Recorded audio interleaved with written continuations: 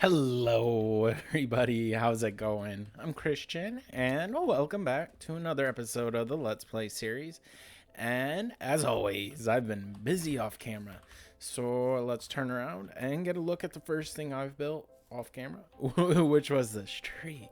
And I love this tree so much. I was trying to work out like a oak tree design. I like this one quite a bit. So you can see we got like some slabs and some fences in there, and I tried to leave a couple of gaps so that you could see branches and stuff, because that's how trees are in real life. And I love this so much. It makes this area just seem like more like, it gives it like a central like area where it's gonna lead to a whole bunch of different things. So like there's gonna be a house right there, there's that, there's gonna be something right there as well, if you can see my crosshair. And then it leads over to this way where we also added like here, I'm choking on myself, a tree right here. We got a tree right here, and then I tried to make another oak tree kind of like that but smaller over here, and this is what I came up with. There used to be a like pipe or whatever going into this house, and it was ugly, so I just covered it up for now. I'll eventually put something right here, a bush or something, but if we break it, there should be some gunpowder in that chest down there. Oh yeah, and it's collecting some other junk. But that's where my old creeper farm is. Here, let's just cover that up real quick. And there we go. Let's head over this way now. And we did some work to the pumpkin patch, because that's where we're going to be working in today's episode. And there didn't used to be bushes or vines or anything throughout, but I realized that pumpkin patches actually have like vines connecting each pumpkin together, so I tried to emulate that the best I could, kind of like that. I don't know if it looks good, but it's whatever. Anyways, in one of my old videos you could see that we had a greenhouse over here, and we got rid of it so we could put this house right there. And I feel like we still need a greenhouse, so we're gonna place it over here in the middle now. But I redesigned it kind of using the original theme of jungle wood and green glass, but it's gonna look a whole lot fancier this time, so I'm excited to show that to you. And the last one also had like a redstone contraption on the inside where it was like a flower farm. So I thought it'd be kind of cool to add some redstone into this build, but it's going to be a whole lot more special this time. We're going to build a mini game inside of it. Yeah, it took me kind of a long time to design, but I'm so excited to show that to y'all. It's going to be so cool. So I'm just going to go ahead and grab some resources, and we'll be right back. Alright, cool. So I put together a box of some goodies. And so this is mostly what's going to be going on the inside. We're going to make it look all pretty. But right here, this is all the exterior. So we got our green stained glass, we got our jungle logs, some spruce logs, and some dark oak logs. We're going to try and make it look really pretty. And then we're going to be using some trapdoors for the trim, and also some slabs and stuff. And then, I grabbed some lanterns. One thing I forgot to mention before we start this though is that I mentioned in the last episode that I was going to move this mushroom down, which I did. It only took about like 5 minutes. I've built it twice already, so it wasn't too big of an issue. But I think it looks a lot better, especially like from down here. I don't know, that one was just really big, and it felt like there was too much going on the roof, so I wanted one coming out of the side of the house. Alright, let's get a side angle from right here. Yeah, I love that. Look at that, it looks so cool. So anyways, I'm just gonna get to building, and let's see how it turns out. Ooh.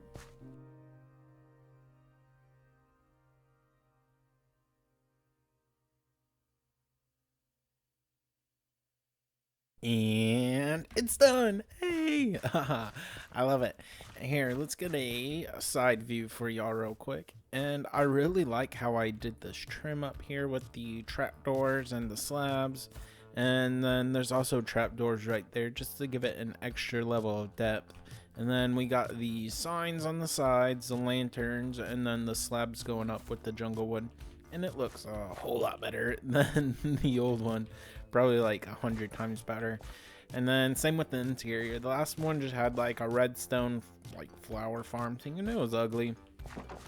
But here we got something pretty nice.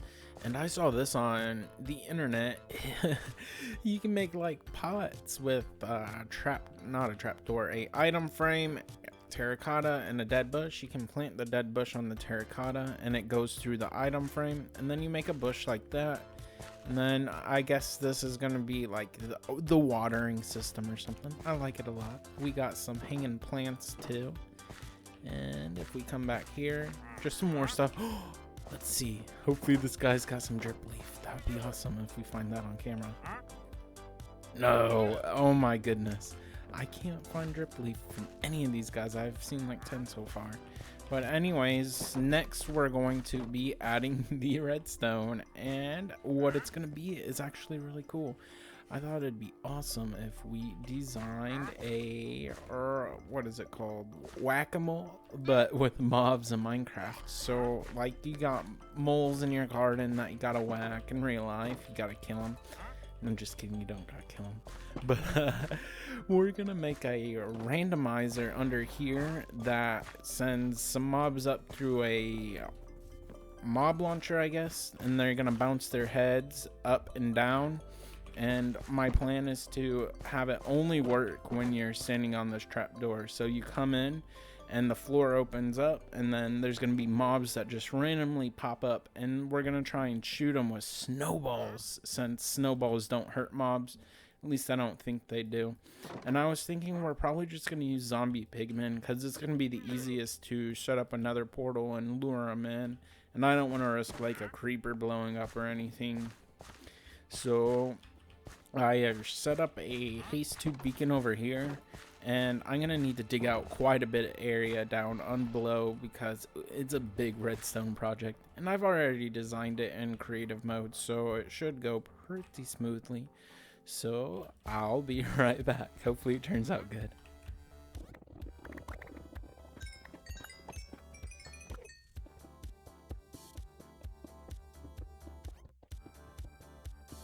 Oh boy. Oh, this took quite a while. I thought it'd be a little bit quicker than this. But if you see, we've got it all done so far. We still have to stick some mobs in here. But I got some scaffolding on me. I'm gonna build up so y'all can get a pretty good look at what I've been doing. Oh, there we go. Yeah, so we got a lot of redstone going on in here. I wonder if I can just hop up here real quick, and I'm gonna try and explain what's going on real quick. So we have a randomizer right here, this little chunk right here that gets activated by this redstone timer, but this line goes up to the pressure plate up there. And so once the pressure plate is powered, we're standing on it, it brings a pulse down to here, which then activates the etho clock, which then comes up to here. We have our randomizer, and it's going to power it. This goes on and off, so it'll automatically make this go on. And then we have a red coder right here, which was invented by Mumbo Jumbo, I'm pretty sure, where it creates this randomizer is going to create a random strength pulse, and then it's going to select one of these outputs depending on how strong the output is. And then to determine how strong the output is going to be, we have some shulker boxes right there with 1, 2, 4, 8, and that has 6. It was in the wrong order, but yeah, we're gonna go ahead and throw these in there.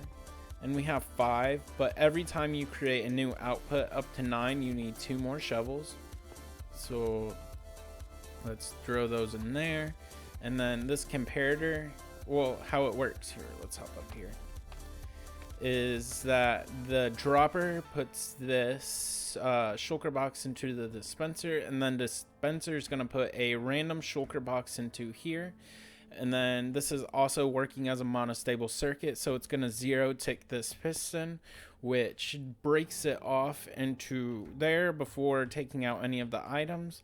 But the comparator has just a quick moment to see how many items are in there, which determines our signal strength. So I'm going to go ahead and turn it on real quick. We can just break this torch for now. Like, uh-oh.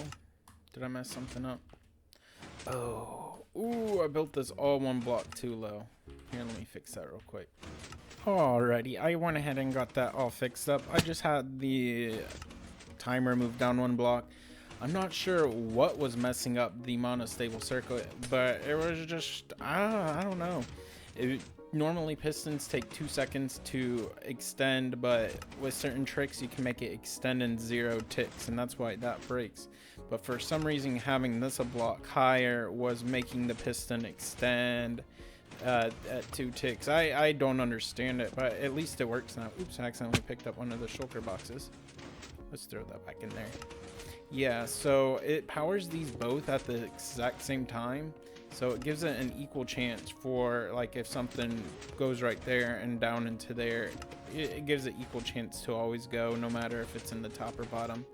But then I'm gonna head up here now and try and demonstrate how it works.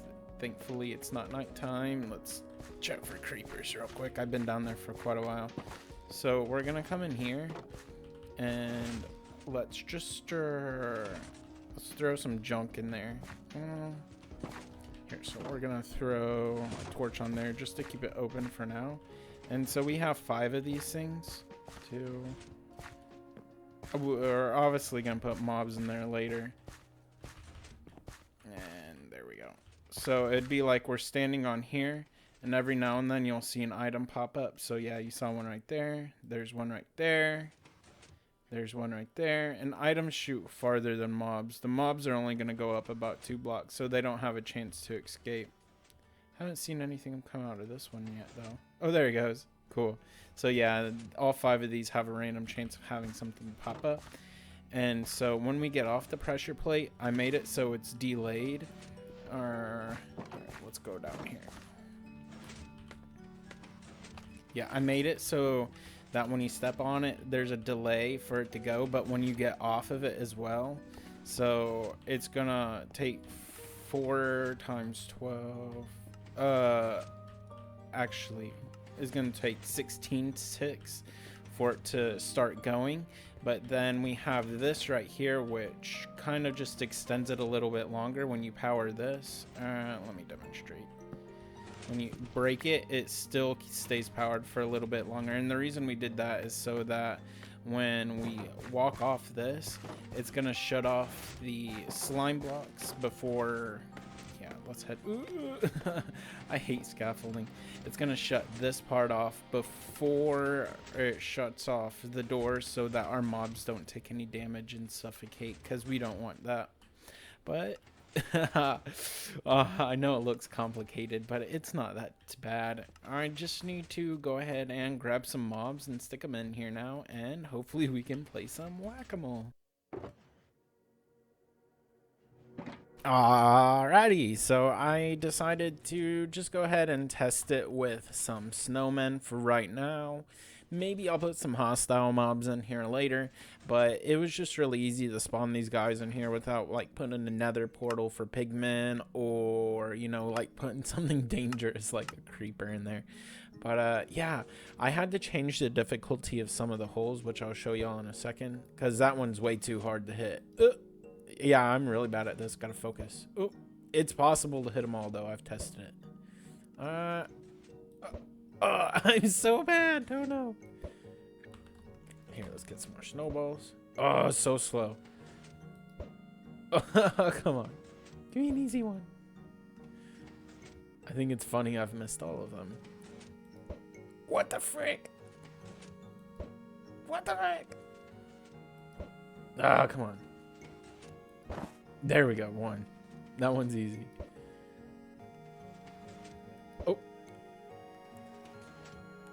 Yeah, maybe this game's a little bit too hard, but it works. I like it.